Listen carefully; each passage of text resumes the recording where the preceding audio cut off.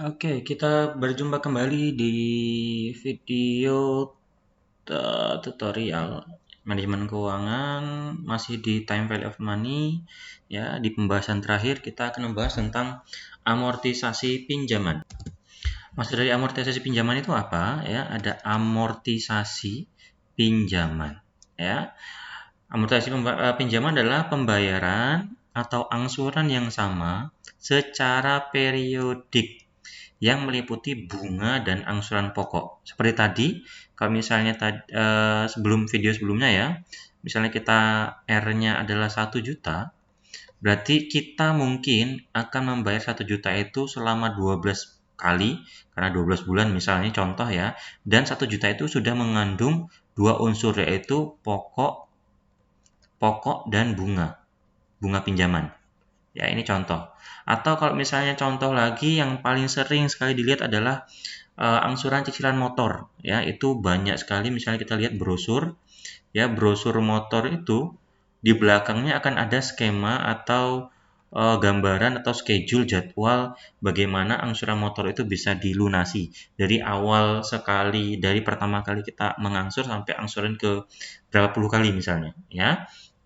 Nah, jadi catatannya adalah pembayaran atau angsuran ya yang sama secara periodik yang meliputi bunga dan pokok. Jadi dia ada bunganya dan ada pokoknya. Nah, agar mudah dipahami, amortisasi pinjaman dapat dibuat jadwal amortisasi, yaitu tabel yang menunjukkan jadwal pembayaran, ya, bunga dan angsuran pokok. Jadi ada tabel seperti tadi ya, brosur motor itu kan ada tabel ya. Ada tabel angsuran ke satu, angsuran kedua, angsuran ketiga sampai ke berapa, dibayarnya berapa. Ya, total bayarnya berapa. Misalnya total bayarnya adalah 1 juta, 1 juta itu sudah termasuk bunga dan pokok. Misalnya bunganya 100.000, pokoknya 900.000. Ya, dan seterusnya. Nanti ada perhitungannya. Dibuat tabel agar mudah kita mengetahui amortisasi pinjamannya. Nah, amortisasi berdasarkan waktu pembayaran angsuran dibagi menjadi dua jenis. Ya, dibagi menjadi dua jenis. Yang pertama adalah seperti biasa ada akhir periode atau end period payment dan angsuran yang dibayar di setiap awal periode atau in advance period payment. Nanti akan kita lihat perbedaannya. Ya, untuk amortisasi setiap akhir periode ya atau end period payment. End period payment. Ya, ada soal seperti ini contohnya. Ya, ini ada contoh soal. Ya. Contoh soalnya adalah seseorang meminjam uang 400 juta dengan bunga 16% per tahun. Ya, ini 16% per tahun di sebuah bank. Kedua pihak membuat kesepakatan sebagai berikut. Pinjaman akan lunas dalam waktu 5 tahun. Oke, pinjaman lunas 5 tahun. Ya. B. Pembayaran angsuran ditetapkan selalu sama. Ya, selalu sama. Berarti ini tadi apa konsepnya? Video yang sebelumnya konsepnya adalah anuitas ya. Oke, anuitas. Pembayaran angsuran ditetapkan selalu sama per tahun pada setiap akhir tahun. Ya, setiap akhir tahun yang meliputi pembayaran bunga dan pokok. Jadi kalau misalnya tadi ada di sini ada angsuran pokok, ini angsuran pokok itu setengahnya adalah sebagian adalah angsuran pokok. Kalau misalnya ini adalah angsuran per periode, ya R tadi, sebagian itu ada pokoknya, nah sebagian lagi itu ada bunganya. Oke, nanti kalau di soal akan lebih jelas. Oke, pertanyaannya adalah susunlah jadwal amortisasinya. Jadi ini untuk akhir periode ya, dengan contoh soal seperti ini. Oke, diketahui kita meminjam uang berapa? 400 juta. Berarti present value-nya adalah 400 juta. Dengan tingkat bunga berapa tadi? Tingkat bunganya adalah, saya lupa juga, 16%. 16% dengan periode waktu 5 tahun. N 5 tahun. Hitunglah langkah-langkah penyelesaian. 1. Hitunglah angsuran tetap tiap periodenya menggunakan rumus ya. Kenapa menggunakan rumus? Karena bisa juga pakai tabel sebenarnya. Ya, pakai tabel juga bisa. Ini rumusnya. Lalu yang kedua adalah susun jadwal amortisasinya. Ya, sekarang kita cari dulu R-nya. R-nya berapa sih? Ya, R-nya berapa sih? Nah, R-nya adalah, nah ini tadi sudah saya edit ya. Saya edit dulu. Ini saya hapus dulu. Ups. Ya, di video berikutnya sudah saya edit bahwa itu bukan N-1 kalau di akhir periode ya. Kalau di akhir periode N saja tanpa -1. Ya, jangan sampai bingung. Ya, ini saya edit. Nanti saya informasikan. Oke. Ini tinggal dimasukkan angka-angkanya. 400 juta sama dengan R yang kita akan cari. 1 dikurang 1 tambah 0,16 pangkat N. Pangkat N ya 5 N-nya. Oke, jangan sampai salah. Per I 0,16. Ya. Ini tinggal kita cari kembali 400 juta sama dengan R yang kita cari. Didapatkan angka berapa? 3,27429 sekian. Dapat dari angka ini ya. Lalu R-nya adalah tinggal dibagi ya. 400 juta dibagi 3,27429 sekian. Berarti angsuran yang harus dibayar setiap periode berapa?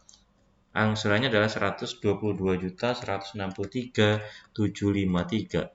Sekian. Ini hanya masalah koma ya, pembulatan koma. Nah, langkah pertama sudah kita cari ya, bahwa setiap periode yang ngutang ini siapa tadi? Seseorang ya, nggak ada namanya, itu harus membayar sebanyak 120 juta.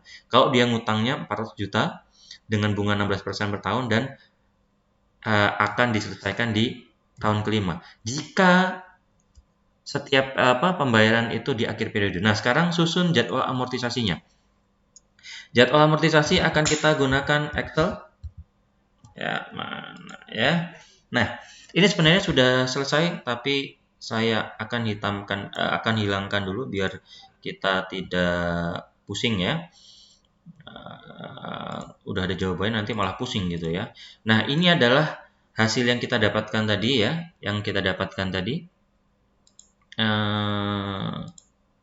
Oke, ini yang kita dapatkan tadi. Sebelumnya kita sudah cari ini, dicari sebelumnya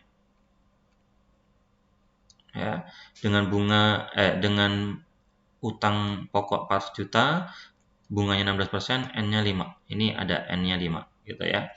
Nah, saldo pokoknya ini adalah kita menyusun jadwal amortisasi atau schedule amortisasi.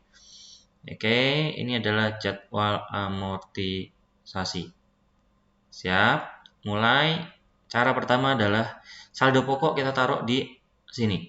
Ini 400 juta. Lalu di sini angsuran tetapnya kan kita sudah tahu nih. Ya, ini tinggal ditaruh saja di sini. Ya. Kenapa? Karena sudah kita cari sebelumnya kan? Nih, kita cari sebelumnya. Hasilnya sama, hanya beda di belakang ada. Ini 752,65, ini 753. Karena ini pakai Excel ya, jadi lebih akurat gitu ya. Oke. Dalam angsuran pertama ini dia terdapat pembayaran bunga dan pokoknya. Ya. Bunganya berapa? Bunganya adalah 16%. 16% dari mana? 16% dari saldo pokoknya. Berapa ini? 64 juta. 64 juta dapat dari mana? 64 juta dapat dari sini. Ya. Bunga untuk periode pertama ya adalah 16% dikali 400 juta dikali pokoknya. Dapatlah 64 juta. Ya. Nah, 64 juta ini berarti sisanya adalah untuk angsuran pokok. Angsuran pokoknya berapa? Angsuran pokoknya adalah 58 sekian. Dapat dari mana? Nah, pokok ini bunga 1 ya. Bunga 1. Pokok 1 dapat dari berapa? 122.163.752,65 dikurangi dengan bunganya 64 juta. Dapatlah angka 58.163.752. Nah, sisa saldonya berapa? Ya, sisanya berapa? Sisa pokoknya. Sisa pokoknya adalah saldo pokok sebelumnya dikurangi dengan angsuran pokok. Jadi, berapa ini? 341 sekian. Dapat dari mana? Sisa 1 dapat dari 400 juta dikurangi 58.163.752,65. Ya, itu sisanya. Nah, sekarang kita masuk ke periode kedua. Angsuran tetapnya berapa? Sama, angsuran tetapnya namanya tetap ya. Lalu pembayaran bunganya berapa? Pembayaran bunganya sudah mulai berbeda. Kenapa? Karena sisa pokoknya berbeda. Ya, untuk mendapatkan bunga di periode yang kedua ini adalah berapa? 16% dikali sisa pokok di periode sebelumnya. Dapatlah angka 54.693.800 ini. Dapat dari mana ini? Ini dapat dari 16% dikali dengan 341. Lalu angsuran pokoknya berapa? Angsuran pokoknya adalah cara carinya betul ya. Cara carinya adalah angsuran tetap dikurangi pembayaran bunga. Ya, dikurangi pembayaran bunga berapa? Dapatlah 67 sekian-sekian. Nah, sisa saldo pinjamannya berapa? Sisa saldonya adalah 274. Dapat dari mana? Saldo pokok periode sebelumnya itu dikurangi dengan angsuran pokok. Dapatlah ini. Ya, kayak gitu terus ya. Jadi ini saya periode ketiga juga seperti itu ya, namanya angsurannya tetap ya. Ya, ini juga seperti itu. Silahkan dicocokkan ya, kalau ada yang tidak paham ditanyakan. Akhirnya di periode kelima nanti sisanya 0. Atau kalau misalnya tidak menggunakan kalkulator atau tidak menggunakan Excel akan ada ke sisa atau lebih sedikit. Ada plus atau minus 100 rupiah atau berapalah, nggak material. Karena hanya masalah pembulatan koma saja. Ya, itu untuk amortisasi di awal periode. Kita sudah susun juga untuk jadwal amortisasinya. Sekarang yang kedua, tadi akhir periode ya. Tadi akhir periode. Sekarang yang kedua, yang awal periode. Soalnya sama persis, seseorang meminjam 400 juta ya, PV-nya dengan bunga 16%, ini adalah I-nya per tahun di sebuah bank. Kedua pihak membuat kesepakatan sebagai berikut. Pinjaman akan lunas dalam waktu 5 tahun. Oke. Ya, pembayaran angsuran ditetapkan selalu sama, ini anuitas. Pada setiap awal tahun, ini yang membedakan. Ya. Susunlah jadwal amortisasinya. Oke, langkahnya sama seperti tadi. Ya, langkah penyelesaiannya, hitunglah angsuran tetap tiap periodenya. Sekarang kita menggunakan tabel PV IVA. Ya, kalau tadi kita menggunakan rumus, sekarang kita menggunakan tabel. Ya, kalau menggunakan rumus boleh juga. Rumusnya apa? Rumusnya yang ini ya. Rumusnya pakai yang mana? Yang ini. Sorry. Rumusnya pakai yang mana? Nah, ini kalau menggunakan rumus atau menggunakan tabel. Saya copy. Ya. Kalau saya sekarang mau pakai tabel ya, biar ada variasi cara carinya. Kalau yang mau pakai rumus silahkan aja. Ya, kalau mau pakai rumusnya yang di atas ini ya. Ini pakai rumus. Ya. Tadi yang membedakan dengan akhir periode, kalau awal periode R-nya di sini 2 dan N-1. Kalau di akhir periode tadi R-nya cuma 1 dan ini tidak usah dikurangi 1 ya. Ini sekali lagi iya, nanti saya ralat ya. Oke, sekarang kita lihat mana tadi. Nah, Hitunglah angsuran tetap. Sekarang kita mau mencari R-nya ya. Kita mau mencari R-nya. Caranya seperti apa? Caranya silakan digunakan tabel ya.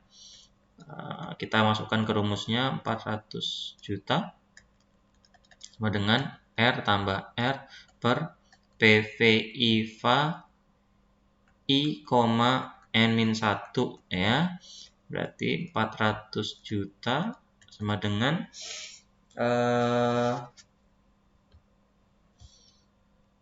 R-nya kita cari PV ini IVA ya, PV IVA present value interest factor annuity, I-nya adalah berapa?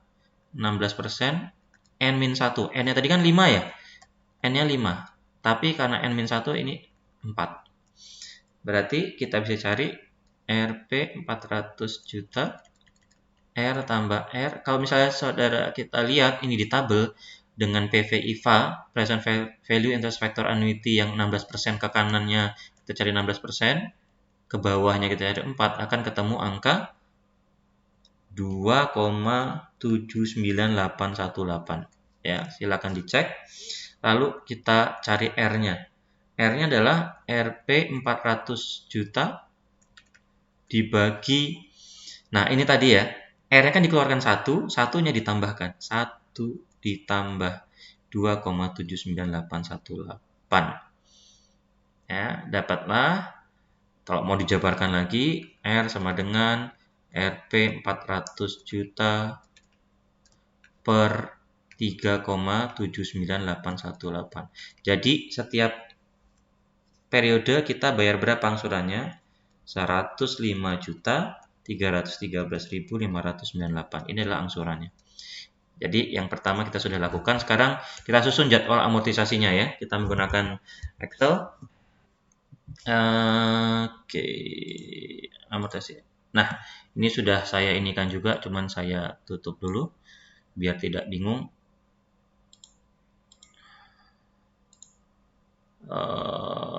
Ya.